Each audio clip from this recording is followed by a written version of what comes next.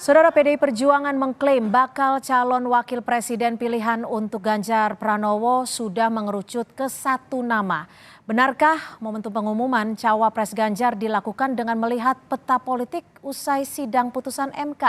Kita akan segera membahas dengan Direktur Lembaga Survei Indonesia. Sudah ada Mas Jayadi Hanan dan nanti juga kita masih menunggu untuk bergabung Pak Hasto Kristianto, Sekjen PDI Perjuangan. Selamat sore Mas Jayadi, terima kasih sudah bergabung bersama kami. Selamat sore, Cynthia.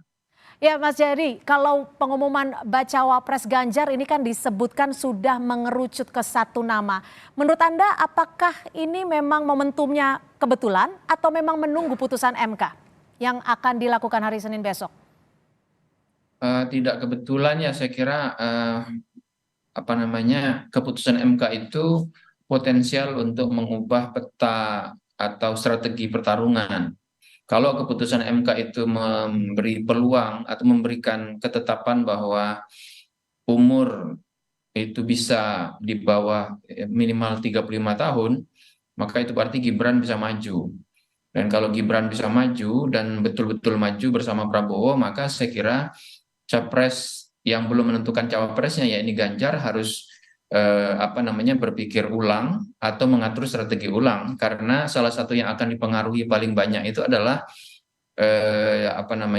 pasangan capresnya Pak Ganjar gitu. Karena kalau nanti Gibran betul bergabung bersama Prabowo sebagai cawapres, itu berarti posisi Pak Jokowi menjadi sangat jelas berada di kubu Prabowo. Secara baik itu dinyatakan secara terbuka atau tidak terbuka. Itu berarti kemungkinan pasangan Prabowo dan Gibran untuk menggerus suara yang selama ini menjadi basis suara dari Ganjar Pranowo itu akan makin besar, sehingga Ganjar Pranowo harus mengantisipasinya dengan cawapres yang mungkin bisa mengatasi kekurangan tersebut.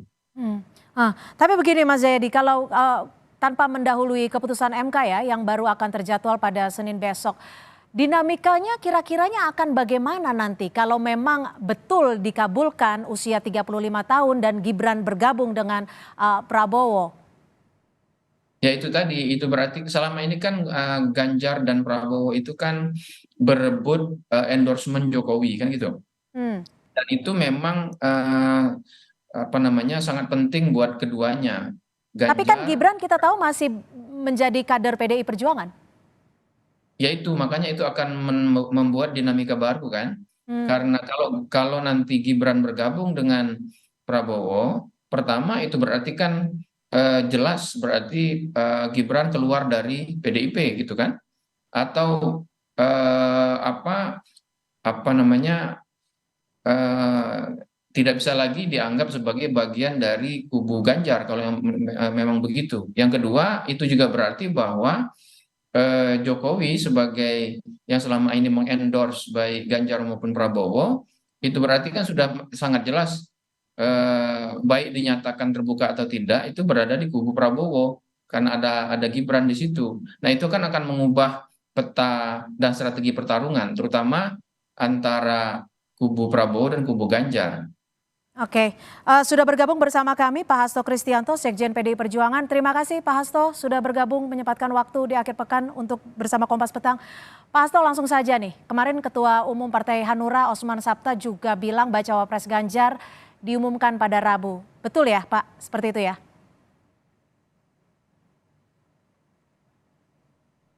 Politik nasional yang ada dan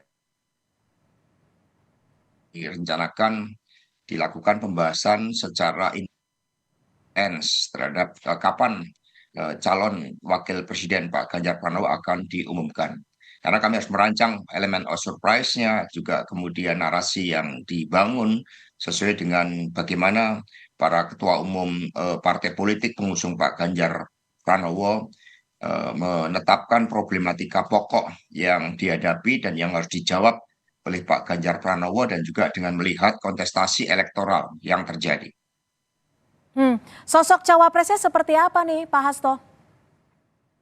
Ya, sudah dibahas cukup lama, kan dimulai pada tanggal 18 Maret ketika Ibu Megawati Soekarno Putri bertemu dengan Presiden Jokowi selama 3 jam di Istana Merdeka saat itu dikerucutkan Pak Ganjar Pranowo, Mhm. juga kemudian dibahas calon-calon wakil yang paling tepat mendampingi Pak Ganjar Pranowo, dan kemudian berbagai kajian-kajian, masukan dari para ketua umum sudah disampaikan, juga pencermatan terhadap konstelasi nasional yang terjadi, dan berbagai kombinasi pasangan dari Pak Prabowo, kemudian Pak Anies, semua ikut menentukan bahwa calon wakil Pak Ganjar Pranowo merupakan sosok yang menjadi daya leverage di dalam memenangkan kontestasi di dalam pemilu 2024.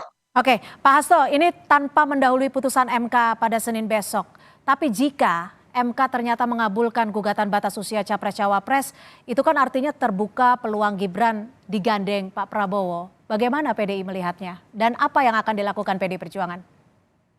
Kami mencermati bahwa di dalam kontestasi Pilpres, maka konsideran terpenting di dalam meningkatkan kualitas demokrasi adalah kesetiaan terhadap aturan main. Kami masih mencermati terhadap pendapat berbagai pakar ahli hukum tata negara bahwa keputusan MK harus ditelaah lebih lanjut. Ketika keputusan MK hanya mengatakan bahwa ketentuan usia 40 tahun itu bertentangan dengan konstitusi, maka itu sifatnya final and binding. Demikian pula kalau keputusannya tidak bertentangan dengan konstitusi. Tetapi kemudian ketika keputusan MK menambahkan suatu klausul baru yang tidak termuat di dalam undang-undang tentang pemilu presiden dan wakil presiden, maka keputusan MK tersebut tidak otomatis berlaku karena MK tidak memiliki fungsi legislasi, tidak memiliki suatu fungsi di dalam menambahkan materi-materi muatan yang baru, sehingga harus dilakukan perubahan terhadap undang-undang pemilu presiden dan wakil presiden, baru materi muatan yang dimasukkan oleh Mahkamah Konstitusi itu berlaku sebagai hukum. Ini yang kami dengar masukan, tentu saja PD Perjuangan sebagai partai yang mengemban nama demokrasi Indonesia akan taat sepenuhnya pada aturan main. Dan ini yang harus kita jaga. Karena bagaimanapun juga MK merupakan benteng terakhir konstitusi dan juga benteng dari demokrasi itu sendiri. Ini yang saat ini dicermati oleh PD Perjuangan sebagai pendukung dari Presiden Jokowi yang sangat konsisten. Kami mencermati suara-suara yang berkembang di tengah rakyat, suara para pakar hukum Mahkamah Konstitusi, karena ini menjadi pilar yang sangat penting untuk mengawali seluruh tahapan pemilu presiden. Jika memang betul aturannya akan seperti itu, artinya kan memang tidak bisa langsung diberlakukan Gibran akan digandeng Prabowo. Tapi jika memang ternyata aturannya tidak mengarah seperti itu dan Gibran akan digandeng Prabowo, PDI akan melakukan apa? Gandeng menggandeng kan harus taat pada aturan main. Dan inilah yang kita harapkan sikap kenegarawanan dari Mahkamah Konstitusi agar semua memiliki suatu pijakan yang jelas. Jangan sampai nanti pemilu presiden sudah berjalan, kemudian muncul persoalan-persoalan baru terkait dengan legalitas di dalam keputusan yang diambil oleh Mahkamah Konstitusi karena adanya suatu kepentingan-kepentingan yang berada di luar koridor dari Mahkamah Konstitusi itu sendiri. Maka sikap kenegarawanan Mahkamah Konstitusi betul-betul harus dijaga, harus betul-betul melandasi keputusan politik yang diambil agar menghasilkan suatu keputusan yang bijak. Karena kewenangan Mahkamah Konstitusi kan menyatakan apakah materi muatan dalam undang-undang tersebut bertentangan tidak dengan konstitusi. Jadi jawabannya hanya bertentangan atau tidak bertentangan. Dan tidak boleh Mahkamah Konstitusi memasukkan suatu materi muatan yang baru. Ya. Contoh yang ekstrim, materi muatan itu misalnya calon wakil presiden harus insinyur, Oke, misalnya. jadi menurut Karena Anda ini ada Mahkamah kepentingan Konstitusi, di balik hal ini? Tadi Anda ya bilang seperti itu. kita harapkan semua di dalam mengawal Pilpres sebagai instrumen yang sangat penting di dalam transisi kepemimpinan nasional yang demokratis, semua harus berpijak pada hukum, Baik. bukan berpijak pada kepentingan. Karena kalau misalnya dimasukkan klausul pernah menjadi kepala daerah, bagaimana dengan profesi yang lain di luar kepala daerah? Karena mereka juga punya hak untuk bisa juga dicalonkan. Maka kembali pada koridor bahwa kewenangan Mahkamah Konstitusi itu adalah untuk menyatakan apakah materi muatan di dalam undang-undang tersebut bertentangan dengan konstitusi atau tidak. Itu yang paling penting untuk dijawab. Baik, saya akan ke Mas Jayadi. Mas Jayadi, ini kalau tinggal ada satu nama yang akan mendampingi Pak Ganjar, menurut Anda siapa yang ideal mendampingi Ganjar Pranowo? Apalagi jika Gibran digandeng oleh Pak Prabowo? Eh, yang ideal kalau kita dengar dari Mas Hasto di media itu kan memenuhi banyak hal. Misalnya yang mengerti geopolitik, memahami soal krisis pangan, krisis energi, bisa mengatasi masalah-masalah di Timur Tengah gitu. Misalnya ya, itu sejumlah hal yang disebut. Saya kira tidak ada satupun dari nama-nama yang beredar memenuhi kesemua syarat itu.